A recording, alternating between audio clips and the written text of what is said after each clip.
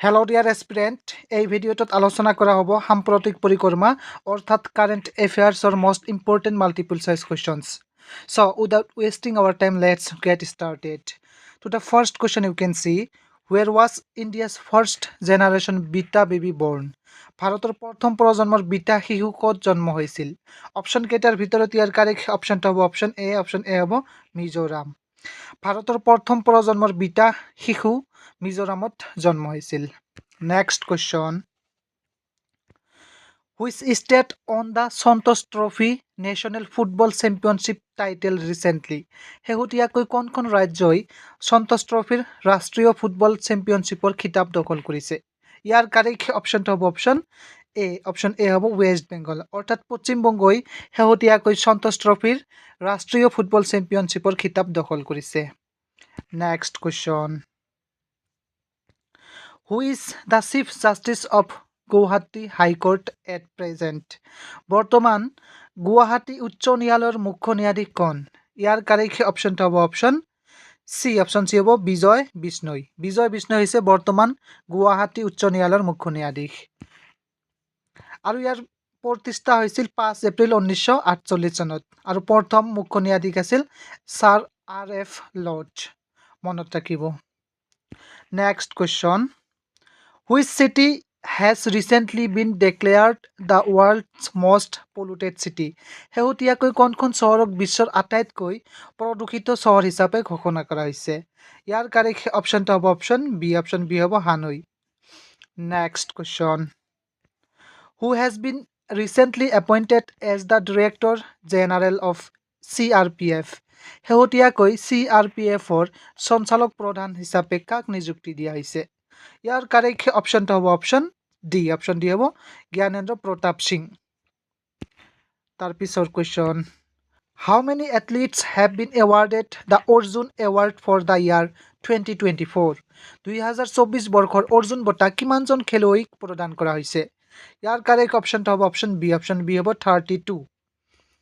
Next question, who won the Sahitya Akademi award in Assam in 2024 for his book of poems ফৰিংবৰে বাটৰ কথা জানে? ফৰিংবৰে বাটৰ কথা জানে কবিতা পুথিৰ বাবে 2024 চনত অসমৰ পৰা কোনজন সাহিত্যিকে সাহিত্য অকাডেমী বঁটা লাভ কৰে? ইয়াৰ কাৰেক্ট অপশ্যনটো হ'ব অপশ্যন ডি হ'ব সমীৰ তান্তি। তাৰপিছৰ কুৱেশ্যনটো চাব পাৰিছে আপোনালোকে, which Assamese personality received the Padma Shri award in 2024 for contributions to art? শিল্পলৈ অৱদানৰ বাবে 2024 চনত কোনজন অসমীয়া ব্যক্তিয়ে পদ্মশ্ৰী বঁটা লাভ কৰিছিল? ইয়াৰ কাৰেক্ট অপশ্যনটো হ'ব অপশ্যন এ হ'ব দ্ৰোণা ভূঞা। শিল্পলৈ অৱদান আগবঢ়োৱাৰ বাবে 2024 চনত দ্ৰোণা ভূঞাই পদ্মশ্ৰী বঁটা লাভ কৰিছিল। মনত ৰাখিব, this question is very important. তাৰপিছৰ কুৱেশ্যনটো চাব পাৰিছে, which country has recently become the 10th full member of the BRICS group? শেহতীয়াকৈ কোনখন দেশ ব্ৰিক্স গোটৰ 10ম পূৰ্ণ সদস্য হিচাপে পৰিগণিত হৈছে? ইয়াৰ কাৰেক্ট অপশ্যনটো হ'ব অপশ্যন ডি হ'ব ইণ্ডোনেছিয়া। আৰু ব্ৰিক্সৰ গঠন হৈছিল 16 জুন 2009, আৰু ইয়াৰ মেম্বাৰসমূহ চাব পাৰিছে আপোনালোকে, Brazil, Russia, India, China, South Africa, Egypt, Ethiopia, Indonesia, Iran and the United Arab Emirates. তাৰপিছৰ কুৱেশ্যনলৈ আমি আগবাঢ়িছোঁ, who was recently appointed as the new secretary of BCCI? শেহতীয়াকৈ BCCIৰ নতুন সম্পাদক হিচাপে কোনে নিযুক্তি লাভ কৰিছে? ইয়াৰ কাৰেক্ট অপশ্যনটো হ'ব অপশ্যন এ হ'ব দেৱজিৎ শইকীয়া। শেহতীয়াকৈ BCCIৰ নতুন সম্পাদক হিচাপে দেৱজিৎ শইকীয়াই নিযুক্তি লাভ কৰিছে।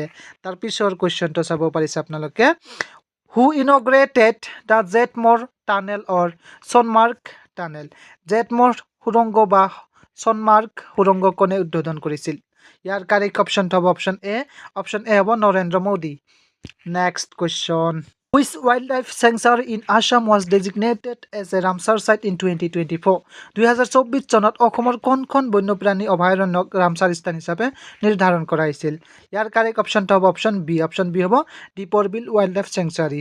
Next question, who has been appointed the new governor of the Reserve Bank of India? ভাৰতীয় ৰিজাৰ্ভ বেংকৰ নতুন গভৰ্ণৰ হিচাপে কাক নিযুক্তি দিয়া হৈছে? ইয়াৰ কাৰেক্ট অপশ্যনটো হ'ব অপশ্যন চি অপশ্যন চি হ'ব সঞ্জয় মালহোত্ৰা। সঞ্জয় মালহোত্ৰাক শেহতীয়াকৈ ভাৰতীয় ৰিজাৰ্ভ বেংকৰ নতুন গভৰ্ণৰ হিচাপে নিযুক্তি দিয়া হৈছে। ভাৰতীয় ৰিজাৰ্ভ বেংকৰ প্ৰতিষ্ঠা হৈছিল 1 এপ্ৰিল 1935 চনত আৰু কলকাতাত প্ৰতিষ্ঠা কৰা হৈছিল আৰু তাৰপিছত 1937 চনত মুম্বাইলৈ স্থানান্তৰিত কৰা হৈছিল আৰু ইয়াৰ বৰ্তমান হেডকোৱাৰ্টাৰ্ছ হৈছে মুম্বাই, মহাৰাষ্ট্ৰ। ঠিক আছে, মনত ৰাখিব। নেক্সট কুৱেশ্যন, হুৱেৰ দ্য খেলো ইণ্ডিয়া উইণ্টাৰ গেমছ 2025 ইনগ্ৰেটেড। খেলো ইণ্ডিয়া শীতকালীন গেমছ 2025 ক'ত উদ্বোধন কৰা হৈছিল? ইয়াৰ কাৰেক্ট অপশ্যনটো হ'ব অপশ্যন ডি। অপশ্যন ডি হ'ব Ladakh. Next question, which country will host the G20 summit in 2025? 2025 চনত কোনখন দেশত G20 সন্মিলন অনুষ্ঠিত হ'ব? ইয়াৰ কাৰেক্ট অপশ্যনটো হ'ব অপশ্যন বি। অপশ্যন বি হ'ব সাউথ আফ্ৰিকা। 2025 চনত G20 সন্মিলন সাউথ আফ্ৰিকাত অনুষ্ঠিত হ'ব। Next question, who was appointed as the new CEO of Twitter in January 2025? 2025 চনৰ জানুৱাৰী মাহত টুইটাৰৰ নতুন CEO হিচাপে কাক নিযুক্তি দিয়া হৈছিল? ইয়াৰ কাৰেক্ট অপশ্যনটো হ'ব অপশ্যন এ। অপশ্যন এ হ'ব Linda Yaccarino. Next question, which country was declared the happiest nation in the World Happiness Report 2024? বিশ্ব সুখৰ প্ৰতিবেদন 2024ত কোনখন দেশক আটাইতকৈ সুখী দেশ হিচাপে ঘোষণা কৰা হৈছিল? ইয়াৰ কাৰেক্ট অপশ্যনটো হ'ব অপশ্যন বি। অপশ্যন বি হ'ব ফিনলেণ্ড। বিশ্ব সুখৰ প্ৰতিবেদন 2024ত আটাইতকৈ সুখী দেশ হিচাপে ফিনলেণ্ডক ঘোষণা কৰা হৈছিল। Next question, on which date is world consumer rights day observed annually? প্ৰতি বছৰে কিমান তাৰিখে বিশ্ব গ্ৰাহক অধিকাৰ দিৱস পালন কৰা হয়? ইয়াৰ কাৰেক্ট অপশ্যনটো হ'ব অপশ্যন বি। অপশ্যন বি হ'ব মাৰ্চ 15। 15 মাৰ্চ তাৰিখে বিশ্ব গ্ৰাহক অধিকাৰ দিৱস পালন কৰা হয়। Next question, who has been decided to be awarded the 2024 Assam Baibhav award?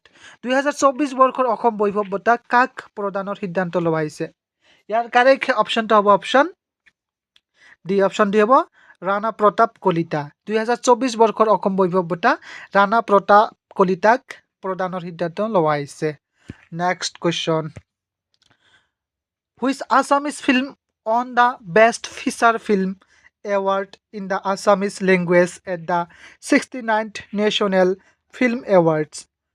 69 সংখ্যক ৰাষ্ট্ৰীয় চলচ্চিত্ৰ বঁটাত কোনখন অসমীয়া ছবিয়ে অসমীয়া ভাষাৰ শ্ৰেষ্ঠ বৈশিষ্ট্যপূৰ্ণ ছবিৰ বঁটা লাভ কৰে? ইয়াৰ কাৰেক্ট অপশ্যনটো হ'ব অপশ্যন এ। অপশ্যন এ হ'ব অনুৰ। তাৰপিছত আপোনালোকে চাব পাৰিছে এমুঠি পুথি ৭০ সংখ্যক ৰাষ্ট্ৰীয় চলচ্চিত্ৰ বঁটাত ই অসমীয়া ভাষাৰ বাবে শ্ৰেষ্ঠ বৈশিষ্ট্যপূৰ্ণ চলচ্চিত্ৰ বঁটা লাভ কৰে। চ' এইখিনি হৈছে most important current affairs MCQ। চ' এইখিনি কুৱেশ্যন আপোনালোকে ভালদৰে মনত ৰাখিব। এইখিনি কুৱেশ্যন আছাম কম্পিটিটিভ এক্সামৰ বাবে বহুত ইম্পৰ্টেণ্ট হয়। চ' থেংক ইউ ফৰ ৱাচিং দিছ ভিডিঅ'। কিপ ৱাচিং, কিপ লাৰ্ণিং।